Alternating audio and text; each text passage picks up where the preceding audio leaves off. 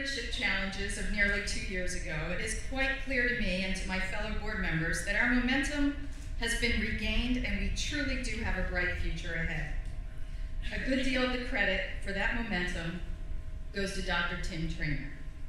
Over the past year, in his role as interim president, Tim has thrown himself literally into the life of this university. We've seen him at those basketball games and at every other game that happens on campus. Tim, along with his wife Donna, has attended countless athletic events, including a grueling road trip from Emmitsburg to Dayton to Buffalo to root on our men's basketball team.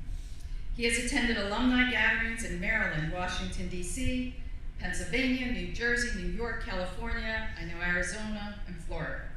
There have been countless student presentations, award ceremonies, masses, and receptions.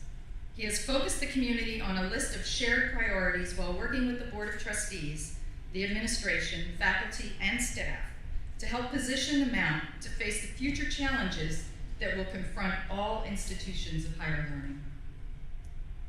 Dr. Trainor has maintained our values as a Catholic liberal arts institution, emphasizing teamwork and keeping students at the center of everything that the Mount does.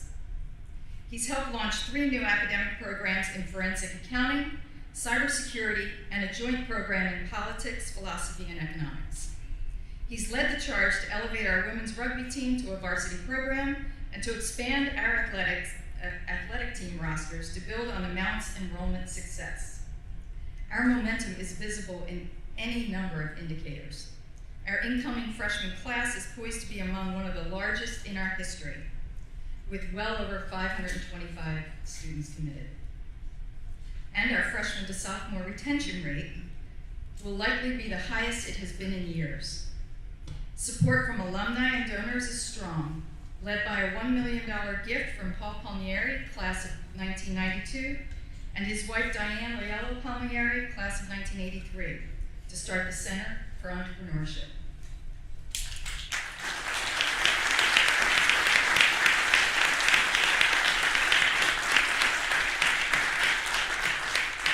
This year, all 3 of our seniors who applied for the Fulbright Scholarship Program were selected for awards.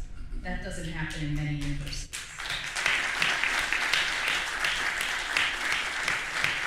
But our momentum can also be felt in the renewed trust and optimism you feel on campus. Tim has spent much of his time over the past year engaging with faculty, students, staff, and alumni, with the sole focus to rebuild our community and restore collegiality.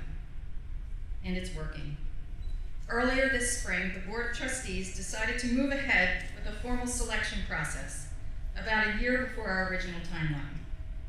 Stable leadership is critical in the challenging times higher education finds itself, and it was clear to us that Tim was returning the Mount to stable footing. We convened a selection committee of trustees, alumni, faculty, staff, and students to assess Tim's tenure and his fit with the community, and the feedback we received from the committee was remarkable and unmistakable. Dr. Tim Trainor is the man for the job.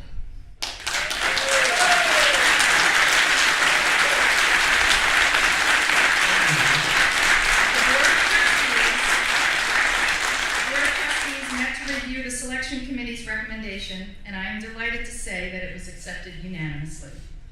Today, it gives me great pleasure to announce the appointment of Dr. Timothy Trainor as the 26th president of Mount St. Mary's University.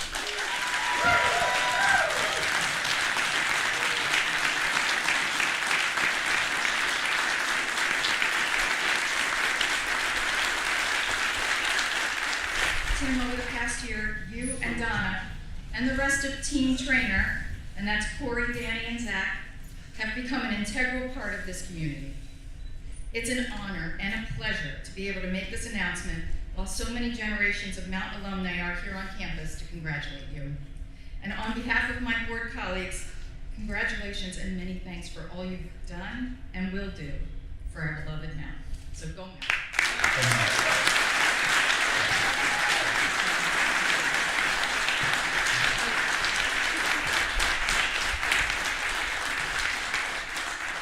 Well, good morning, ladies and gentlemen, and thank you very much. I'm going to move around as I talk, but first of all, I can't tell you how honored and humbled that I am, and Donna with me, on being selected to lead this university into the future. I mean, it has been a great year. It really has. And you know, when we first got here, and it was, I told the class of 67 last time, it was about 1 year ago yesterday that we first stepped on campus.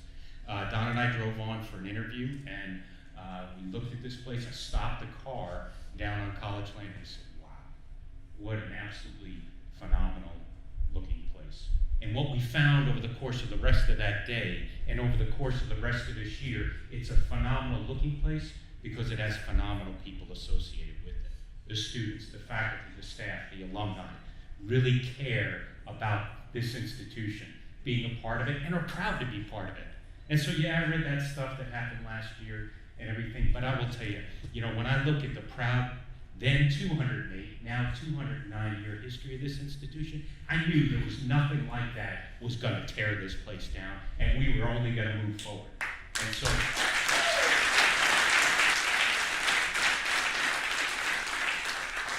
And so, I just tell you again that I'm very honored and humbled to be part of this process, and it is a great team here that's going to help lead us into the future. And I want to thank Donna for being part of this, Donna and all the team Trainor. The kids are out of the house now and on their own, but they are also deeply committed to being Mounties, and we're looking forward to many years together as Mounties. So, go Mount! It's always good when we start off on something like this to remind ourselves why we're here.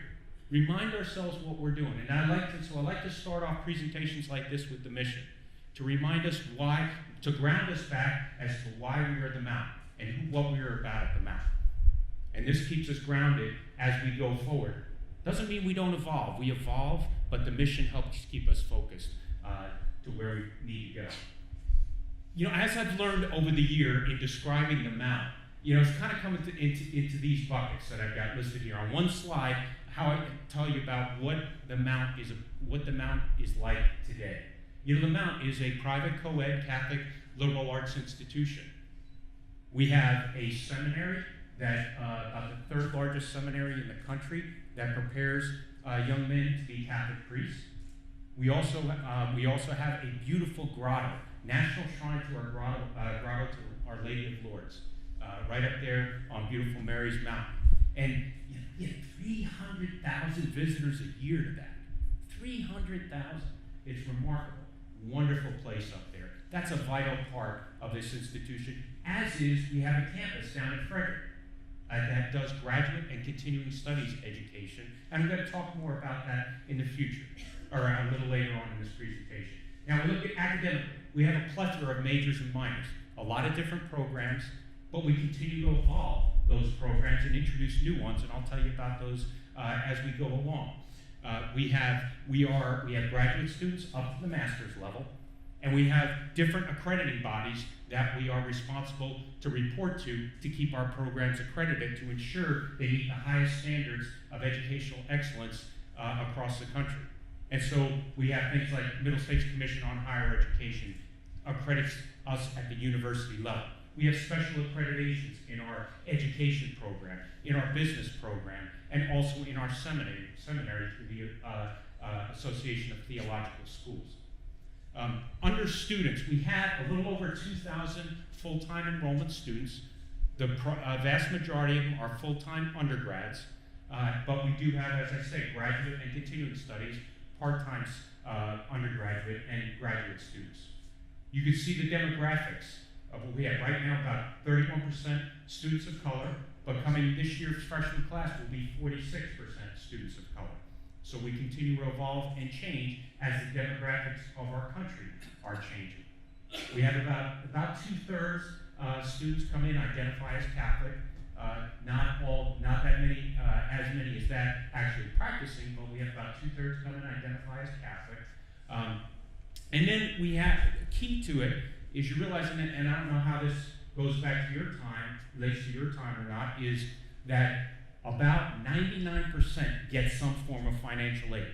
And that's significant. That's significant what we do. We have students who come here who need help in getting through their education. And that's okay, because they work hard for it. Key statistic that I really like to tout, 96% of our students are either employed full-time or in graduate school within a year after graduation. And that is really good by higher education standards, I will tell you that. And that's really good. That's a credit to how well we prepare the students for the future here, but it's also a credit to the work of our Career Center and engaging with you, the alumni, who help provide internships and career opportunities for our students. I thank you for that and ask you to keep that up. In terms of key activities, we have a big emphasis on leadership here. About 30% of our students get some form of leadership experience due to their involvement in leading clubs and other student organizations. About 75% of our students do some form of service, volunteer service, while they're at the Mount. And I'm going to come back to that because that's pretty significant, and it's keying in on some of the things we're going to change as we evolve in the future. We have a lot of our campus ministry program is very strong. You can see about 20 different retreats this year through that program. We have 17 Division I, NCAA Division I teams right now, and that's a lot for a relatively small school. 17, going to 18 next year, and more in the future, and I'll talk about that a little later. And then we have all sorts of club teams and over 70 different clubs and organizations. So just take you through pictorially on the next few slides kind of what's gone on this year. You know, starting at the end of the previous academic year, you recall in 2016, our men's rugby team won the national championship. Whoop!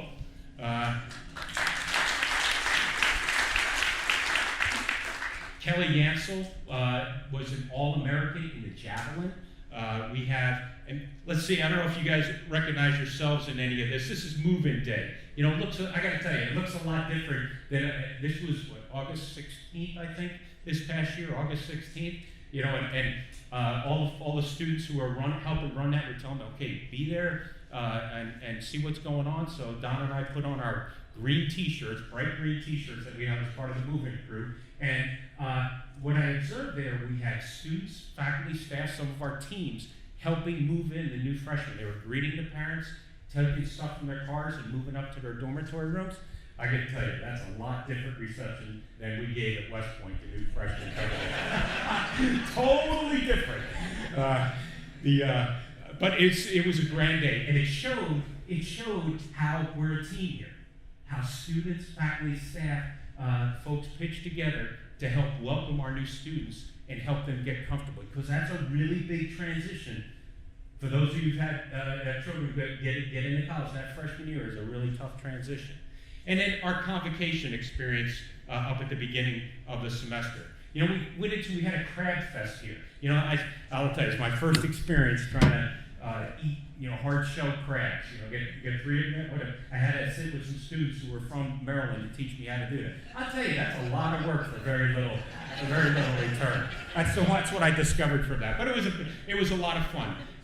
We started, classes got them underway. On September 4th, we had a wonderful celebration up in the grotto where we had a mass. Over 1,000 people attended a mass that celebrated the canonization of Sister Teresa of Calcutta. It was at the same day that the Pope was doing her canonization mass in Rome.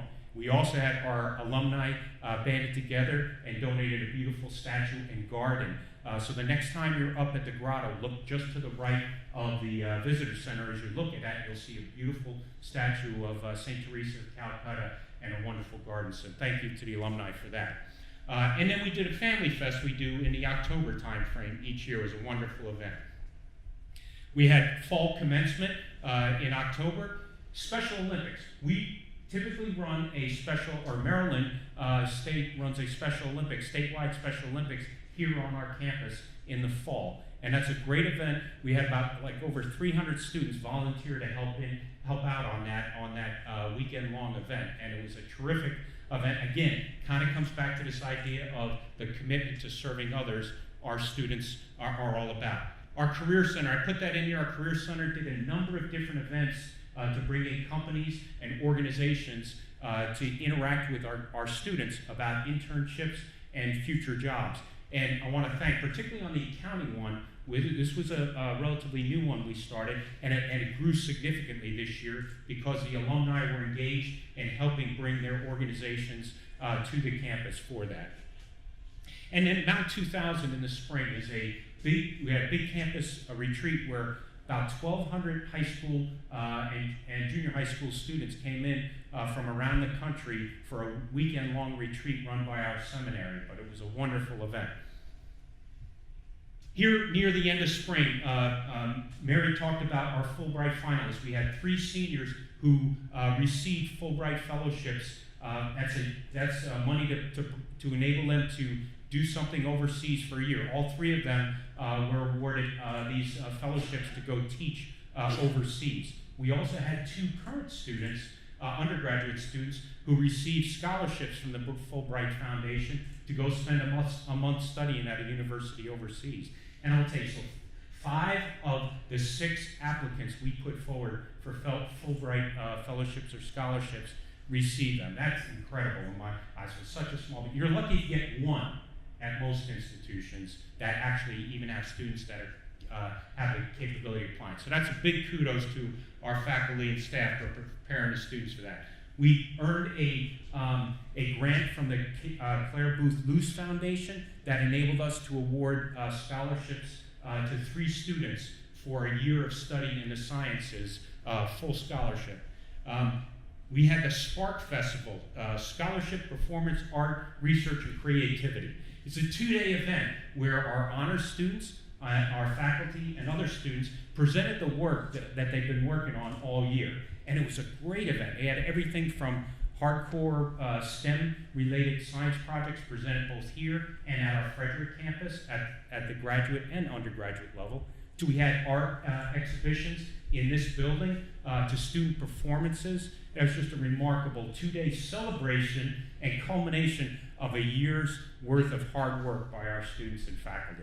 And then finally, we ended up with a wonderful commencement on May 14th, I believe. It was a terrific event. Rich Miller, one of our board members, gave a wonderful convocation speech, along with Lou Tonin, our senior class president, gave a terrific speech. And that was an awesome way to conclude the academic year. So as I've gone through over the course of the year and really learned about this place, learned about both the challenges, but more so the opportunities in front of us, kind of framed it into this one slide to tell you about where we're headed in the future. As we think about the future, we are going to maintain our commitment to being a Catholic liberal arts institution, being student-focused in everything we do, and working as a team. And in doing that, we need to do a couple of key things in the future to keep us moving forward. First of all, we need to grow our total enrollment. Grow our total enrollment at the undergraduate level, in our graduate programs, in our seminary, all of our programs. Grow total enrollment to help us continue to grow as an institution and to move forward. To do that, the key to doing that is that second point there, is we need to offer the curriculum that the students need in order to prepare them for the future. So we keep evolving our curriculum, and I call it academic niche programs, academic and other niche programs for which we will be known nationally. And we're doing some of that. I'll talk about some of those programs in the future, in a moment. As we do that, we also got to continue to diversify and innovate how we deliver our academic program. Students today are practically demanding that you give some flexibility in the delivering of education. Frankly, the number of students that are looking for a full-time residential college experience is flat. It's flat, and when you project to the future, it's flat or declining. What is growing, though, are the number of students who want flexibility in how they receive their education, whether it's through online teaching, hybrid methods, it's going part-time, doing graduate continuing studies type programs. And so as we look to the future, the potential for growth in our graduate programs and our continuing studies programs is high. And then we are about 83% dependent in terms of our overall revenue we bring in on tuition. And in order to, and those of you who are business folks know, in order to help safeguard against ups and downs in our case, in the student enrollment, you need to buffer yourself by diversifying your revenue base. And so we're looking at ways to do that. We have to, this place, I said it, when I first started talking, this place is absolutely beautiful when you look at it, and it is. It is beautiful. But when you walk in some of our facilities, they are antiquated, particularly our educational facilities. Our science labs, I frankly would tell you best, are 1990s quality, and we need to upgrade that. Our facilities, some of our other facilities, our dormitories need work. Our athletic facilities, we're growing our athletic programs. We need to grow our athletic facilities to help us accommodate that. And so we need to update our academic, physical, our seminary, our grotto facilities, and our underlying utility systems. And we're doing some along that lines right now, but we need to do more, much more. And then finally, we need to develop a strategic plan to help us to help set the goals and the path for the next 5 years to accomplish what I just talked about. And we are well on a path to doing that. In terms of, and I'm going to go through some highlights now from this year. I talked about these academic niche programs, and that's what's on the left there.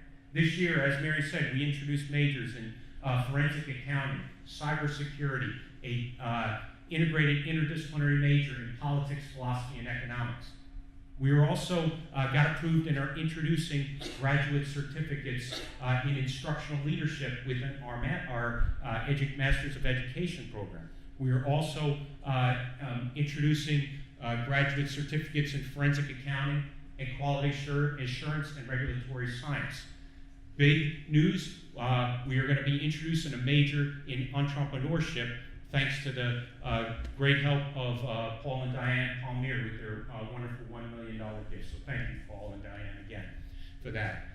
We also are going to be introducing a language concentration in Italian. And then finally, the other piece of this, in order to help us grow enrollments, we're looking to help grow our transfer students. The number of students who come in as transfers from community colleges or other colleges. And so we've been working on what are called articulation agreements, which are actually, what they basically are paths. Paths to help students transfer easily and successfully as long as they've done well in certain curricula and in their previous institution, that they'll be able to transfer to the Mount and continue their degree and complete it in 4 years overall. And so those are the articulation agreements. So I talked about the Center for Entrepreneurship. We're going to build a cyber lab this summer, and a couple of new programs that we're looking at right now. Is I'm coming back to this concept of service. A lot of our students now really want to serve others, and so we're looking at the concept of developing. And we have semester abroad programs right now, but what we're looking to do is introduce a service semester away. So rather than going abroad, necessarily being at another college or university, what we're talking about is having our students go and work in places like the inner cities with non-governmental organizations, where they would go to work for a semester. They'll take coursework online, regular Mount coursework online, and get some credit for service learning. What an experience, a real-world learning experience for students to do, and it capitalizes on their desires and interests for this generation of students. And then finally, we're putting some investment and work into our Frederick campus to help grow the programs there, like I talked about for the graduate and continuing studies programs. Our faculty have continued to publish in impactful ways and are doing a tremendous job at that. We're doing well in our accreditation efforts. As Mary said, our freshman retention will be the highest it's been in years, and then our enrollment is growing, led a lot by our growth in our athletic teams. But I still come back to this here. This is a phrase I picked up at a conference in November from a colleague, a president at another university, and she talked about this idea that they stay focused on curriculum drives enrollment drives revenue, and revenue drives everything else. So what that comes back to, this idea of delivering, keeping your curriculum relevant for the future. And I love the picture. A little bit of update on student life here. Number of great activities going on. Social justice, we have increased those. Just a plethora. I was just amazed by the activities that go on here. There's something going on all the time. Taking advantage of this beautiful mountain home that we have, this beautiful mountain environment. A lot of times we talk about in our advertising and whatnot, we're close to Maryland, we're close to Baltimore and D.C. Why do we do that? The kids coming here really don't care you're close to Baltimore and D.C. If they wanted to go to a city school, they'd be at a city school. They're here to be involved and integrated into this beautiful environment, that immersive environment where they can develop all aspects of their being, intellectual, spiritual, social, physical, and they can figure out, become the best version of themselves so they can go out and lead and serve others. So we take advantage of that, and we're doing it more and more through all of our campus activities. This again comes back to that idea of service. We had a wonderful day of service that we had back in April, I believe, where students really went out and helped do work around houses and farms in the Thurmont and Emmitsburg area. And they continue to do lots of stuff at other places too, particularly also in Baltimore and D.C. Athletically, we had a great year athletically. What I really like are those first few bullets athletic you see up there. The highest average GPA we've ever had for our student teams. Our graduation rate, 74%. That's higher than the average graduation rate for the rest of our student body, a lot higher. 135 student athletes on some form of honor roll, and all conference teams, NEC rookie teams. We doubled the amount of money raised through athletics, increased significantly the number of donors for athletics. Thank you very much for both of those. And 4 major awards: softball player of the year, track and field most outstanding rookie of the meet, indoor most outstanding performer throws, and of course, Coach Jamian getting NEC Coach of the Year. And we went dancing. You know that.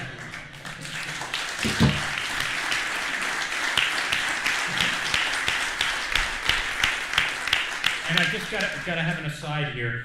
Jamian, I don't know if you noticed, I've got my game outfit on here. The blue shirt, yellow tie, school colors, same thing that Jamian wears. And I will tell you, when I was on that road trip in Dayton, Buffalo, whatnot, I only brought one this tie and one blue shirt. So I stayed away from folks.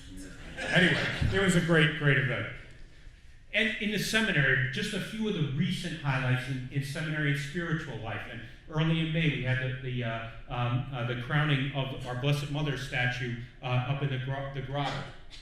This year, 19 of our deacons will be ordained, and 23 of the men there will be elevated to deacon. And then I hope if you haven't heard the story about Father Stanley Rother, I want to take a moment to talk about that. Father Stanley Rother was seminary class of 1963. He was recently declared the first U.S.-born martyr by the Pope. He was martyred in Guatemala in 1981 when he was murdered by government militia forces there in his parish where he was doing good works. And his story, he comes from the Oklahoma diocese, came to the Mount. He worked at our grotto a lot during the time he was in the seminary, so he really worked outdoors a lot. Came from a farm life in Oklahoma.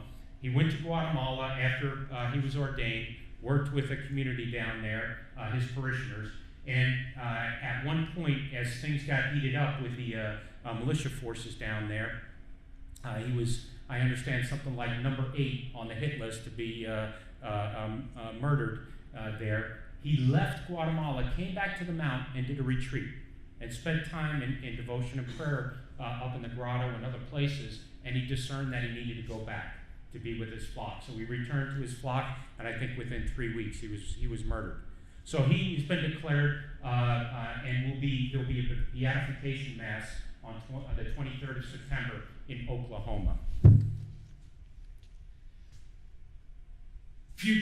The future, as Mary said, enrollment really looks bright. I know this is tough to read, but I'll just give you the numbers. Basically, these are the charts I've looked at daily since about April 1st, right, Michael? is really tracking our enrollment of students. What this represents is the number of students who have made deposits to us for this next entering freshman class in August, the class of 2021. It is now the second highest in our history for the number of deposits. And so we're that red line there. You know, I know I've got 54 right there. Well, as of Friday, it was up to 567. And so we're trending well on that. To give you, yeah, I didn't tell you that, Mary. It's up to 567. Sorry, I forgot to tell you that. The 68, okay. All right, 568. We won't give it. Sorry, guys. I didn't know, thanks. So 56. Now, I want to temper your expectations because what happens, as you can see, over the summer, there'll be some what we call melt. Just to put it in perspective, 568 now, at this point last year, that number was 449. And we started with 417 freshmen. So we are well on our way to be over 100 more than we started with this year, right, Michael? Yeah. So looking good in that area. Now, I will tell you that I want to come back to this idea as I close out on our facilities and what we need to do to get to move into the future. You will see publicized soon a $30 million comprehensive campaign called Forward Together as One. And yeah, that forward thing came from me, and I always point when I go like that.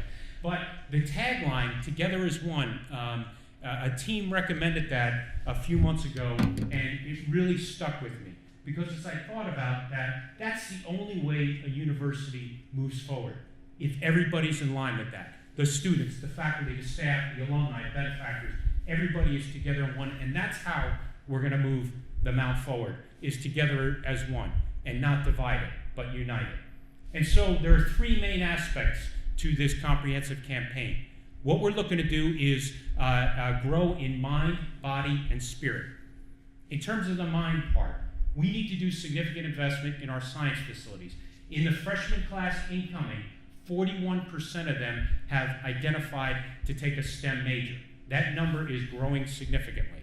And so we need to upgrade our science facilities to do that.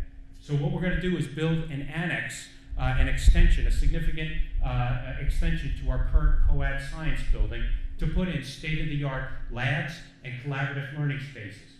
That will also give us the money to do a major renovation of the AC, the Academic Center.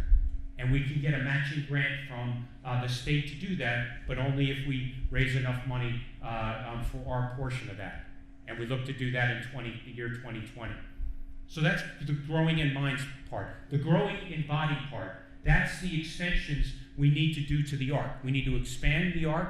We need to put in new locker rooms, new training spaces, new facilities, new playing fields, and we're looking to put in a new pool so we can introduce water polo and expand our swimming program. And a lot of that comes to how we are growing enrollment. I talked about the significant growth in enrollment. I will tell you that enrollment there, about 24% of next year's freshman class will be student athletes, up from 19% this year.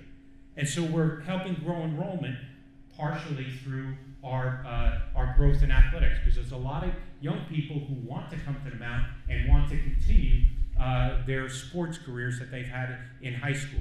And so to manage that growth, we need to grow those facilities. And then on the growing in spirit part, our seminary building has been around since 1909, and it's a wonderful facility, but I'll tell you on the inside it looks like it's been around since 1909. And we need to do some significant renovations there on the seminary building. And then the other part is, I talked about the 300,000 visitors a year to the grotto. That's great, but I will tell you we need to do some expansion there to accommodate that growth of our visitors there, and do renovations on St. Mary's Chapel up there. And so that is the Forward Together as One campaign. You will see that, you will hear that announced. We're in a silent phase right now. We have received a few foundational gifts, but we're going to be moving out on that in the future, and we need your help. And so as I close out, this is what I'll close out, and I love that picture. Somebody grabbed that from one of our games this year, and in the middle of the students there. And that's the fun, trust me, that's the fun part. And Mary talked about going to all these games. I'll tell you, that's the fun part of this now. But I'm going to ask you, be a disciple for the Mount. Be a disciple for the Mount. You know, last year showed that, you know, we can get knocked back on our heels a little bit, but we together are the answer to moving forward. And I need you to be a disciple for the Mount. And you do that in a number of ways. One is you help turn on the best and brightest young people in your communities to the Mount. Tell them about the great experience you had here and the wonderful opportunities they have to be here.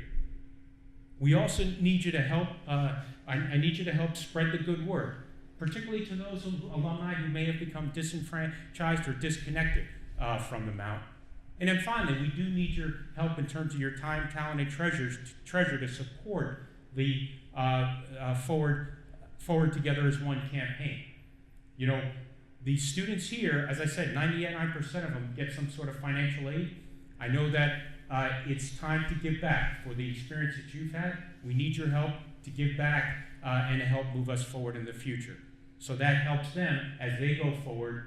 They have that same philanthropic mindset so that 20, 30, 40 years from now, they're doing the same thing to help move this university forward. I will tell you, our class of 2017, 80% of them, as they graduated, have already donated to the Mount. And so we're building that environment. We need your help in the future here.